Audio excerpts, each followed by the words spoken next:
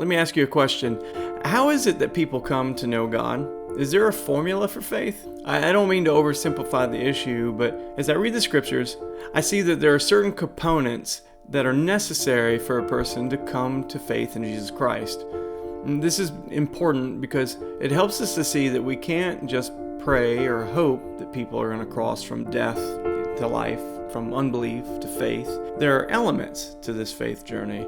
In Acts 16, we see Paul and his companions traveling and sharing the gospel. The Holy Spirit had led them to come to Philippi in Macedonia, and it was on the Sabbath that he began to share the gospel with a group of women who were gathered together in that city. And here's how the scriptures describe the conversion of one woman named Lydia in that group.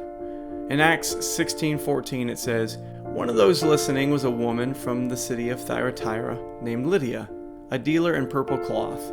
She was a worshiper of God. The Lord opened her heart to respond to Paul's message." And this is incredible to me because we see that Paul's testimony about Jesus was responsible for Lydia's faith, but it wasn't his words alone. God needed to open her heart to that message that Paul was sharing. So we see here that part of the formula is this.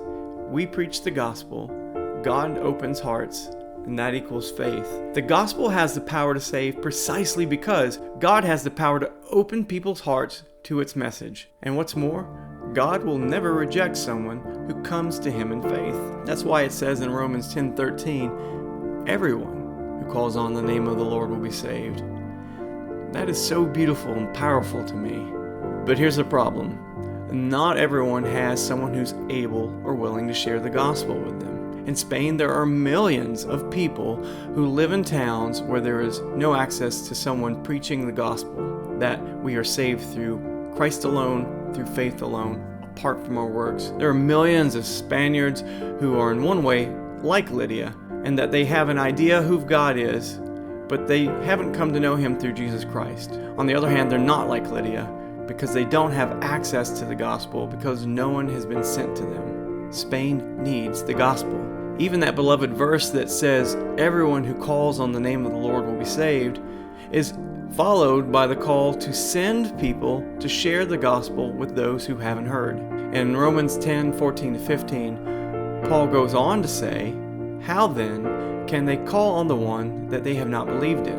And how can they believe in the one in whom they have not heard? And how can they hear without someone preaching to them? And how can anyone preach unless they are sent? As it is written, how beautiful are the feet of those who bring good news. My name is Jack Gilbert.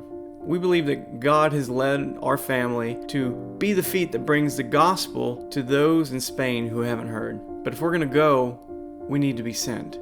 Would you partner with us in being the feet that brings the good news of the gospel to Spain? Your ongoing prayer support, your ongoing financial support will ensure that we're able to share the good news of Jesus Christ and make disciples who make disciples in Spain. We're currently 70% funded and so close to being able to share the good news full-time in Spain. Now more than ever, your ongoing financial support of $25, $50, or $100 or whatever amount you can afford will make an eternal impact in the lives of Spaniards. Some are called to take the gospel to the nations, and some are called to send. We're willing to go. Will you be part of the team that sends us? To learn more about our ministry, visit this website. To partner with us, visit send.org/JSGilbert. Right now, you are part of the equation that's missing in the lives of millions of Spaniards who need to hear the gospel. Help us get to Spain with the gospel and pray that God will open the hearts of Spaniards to hear the good news of Jesus Christ.